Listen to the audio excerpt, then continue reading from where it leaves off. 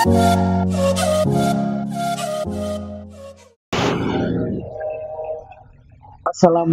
warahmatullahi wabarakatuh. Alhamdulillahirabbil alamin wa bihi nasta'inu ala umuri dunya waddin. Wassalatu wassalamu ala asrofil anbiya'i wal mursalin wa ala alihi wa sahbihi ajmain. Amma ba'd.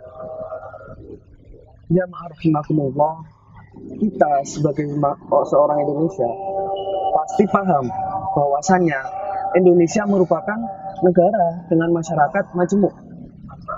Majemuk seperti apa? Ada berbagai ras budaya, agama, keyakinan, prinsip, bahkan keyakinan. Ada agama Islam, Hindu, Buddha, Konghucu, bahkan ada kejawen. Misal kalian masih menemuinya, biasanya ada di pelosok-pelosok desa. Terkadang masih ada juga agama kejawen. Nah, hal seperti ini merupakan sebuah hikmah, merupakan sebuah berkah yang ada di Indonesia. Sebab apa? Dalam suatu wilayah bisa hidup berdampingan antara berbeda ras bahkan agama. Jika kita menilik pada Timur Tengah, di sana sangat sulit ketika kita hidup berdampingan dengan agama ataupun ras lain. Banyak diskriminasi yang terjadi. Sering terjadi konflik internal, baik itu antara non-muslim dengan muslim atau bahkan dengan beda agama. Hanya hal sepele sebenarnya, tapi itu bisa menjadi sebuah yang besar. Maka dari itu, kita yang hidup di Indonesia seharusnya merasa bangga bahwa Indonesia itu memiliki sebuah berkah di mana bisa hidup berdampingan antara non-muslim dengan muslim dengan berbagai khas budaya, ras, dan macam yang lainnya. Namun, ada kalanya hal seperti itu menjadi sebuah celaka ketika ada oknum-oknum yang mencoba untuk memecah belah persatuan. Ada sedikit contoh, ketika ada seseorang yang mencoba untuk memperpecah belah antara Islam dan non-Islam. Ada seorang oknum, katakanlah, dia mengambil foto dari internet, yaitu seorang pendeta membawa Al-Quran. Kemudian dia posting dengan ditaburi sedikit caption yang provokatif. Seorang pendeta membawa Al-Quran, penistaan agama karena membawa Al-Quran tanpa berwudu. Nah, kemudian di-share. Di zaman yang kita seperti ini, pasti arus informasi sangat cepat kita dapatkan.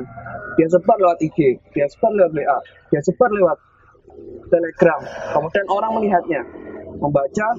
Nah, ketika ada seseorang yang juga berpikiran pendek, ini menjadi suatu hal yang fatal. Karena apa? Ketika dia membaca, dia share langsung tanpa berpikir panjang. Padahal kita bisa bertabayun dulu, kita cross check apakah berita ini benar atau salah. Nah, kita tidak tahu kan, kadang juga ada orang yang seperti itu. Maka dari itu, Allah juga pernah berfirman dalam kitabnya pada surat Al-Hujurat ayat 11, yang mana asbab nuzulnya menurut tafsir Al-Murabi, ayat ini turun berkenaan ketika para kumpulan orang dari Bani Tamim mencoba mengolok-olok sekumpulan muslim yang lainnya. Nah, di sini muncul teguran itu. Jangan sampai Bani Tamim mengolok-olok seorang sesama muslim. Ini dalam satu kelompok. Ayat itu berbunyi, Bismillahirrahmanirrahim. Ya ayyuhalladzina amanu la yashar qaumun min qaumin asa ayyakunu khairan minhum wala nisa'un min nisa'in asa ayyakunna khairan minhunna wala ta'izu anfusakum wal tanabazu bil alqab bi'sal ismul fusuqu ba'dal iman wa man la tub faulaika humud dhalimun. Yang mana artinya, ya ayyuhalladzina amanu, wahai orang-orang yang beriman, la yashar qaumun min qaumin, janganlah kamu menjelek-jelekkan antar sama kaum, asa ayyakunu khairan minhum, yang mana kamu tidak tahu kan akhirnya nanti itu seperti apa, apakah kamu lebih baik darinya atau tidak. Kemudian dijelaskan pula bahwasanya kita nggak boleh memberikan sebuah ejekan, sebuah panggilan, mengejek orang lain ataupun kelompok tertentu. Apalagi karena ejekan itu di bawah iman. Ketika kita mengejek, itu sama sekali kita mengejek iman seorang. Nah, jika orang itu tidak mau bertobat, maka itu termasuk orang-orang yang boleh. Nah, contohnya, kita kan sering kita lihat kan ya, di beberapa kali lah, ada dalam Twitter, mungkin ada orang yang nyepil, Kodrun, sudah benarkah sholatnya? Kodrun, gimana ini? Kok ibadahnya kayak gini? Nah, seperti itu. Nah, memanggil sebuah panggilan seseorang kepada tolak ukur keimanan, itu merupakan suatu perbuatan yang dolim. Ada orang juga yang memanggil gondrong, ada juga orang yang memanggil berjenggot. Nah, seperti itu. Nah, itu juga termasuk tindakan orang yang dolim. Maka dari itu, kita sebagai umat manusia yang juga salah satu umat Rasulullah, hendaknya tidak menjelek-jelekan orang lain. Ketika seseorang itu menjelekkan orang lain, maka dia merasa dirinya paling benar. Nah, seperti itu bukan suatu hal yang baik. Karena apa? Bahkan Rasulullah yang sifatnya itu maksum, tidak mungkin melakukan maksiat, masih merasa dirinya bersalah.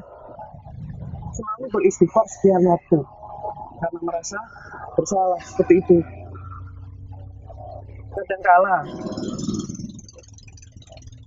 Kadangkala kita juga masih berdoa, Allahumma ikhtim lana bil iman, Allahumma ikhtim lana bil Islam, Allahumma ikhtim lana bil husnul khatimah. Kita masih merasa, kita masih berdoa bahwa kita itu ingin meninggal dalam keadaan iman, Islam, bahkan husnul khatimah. Bagaimana bisa ketika kita masih berdoa seperti itu, malah kita menjelek-jelekkan orang lain? Yang notabene kita tidak tahu nanti endingnya itu seperti apa. Apakah husnul khotimah atau su'ul khotimah. Seperti ini, suatu hal yang sepele, namun sangat berdampak besar pada kehidupan kita. Kita tidak tahu apakah kita nanti akan sad ending atau happy ending. Kalau happy ending alhamdulillah, tetapi kalau kita sad ending, nah, hal seperti ini malah akan merugikan kita sendiri. Jamaah rahimakumullah, hendaklah kita mencoba membudayakan rasa saling menghormati, rasa saling menghargai kepada semua umat yang ada di dunia, baik itu muslim, non-muslim, beda keyakinan, beda prinsip, itu bukan suatu hal yang besar. Karena kita memiliki keyakinan masing-masing.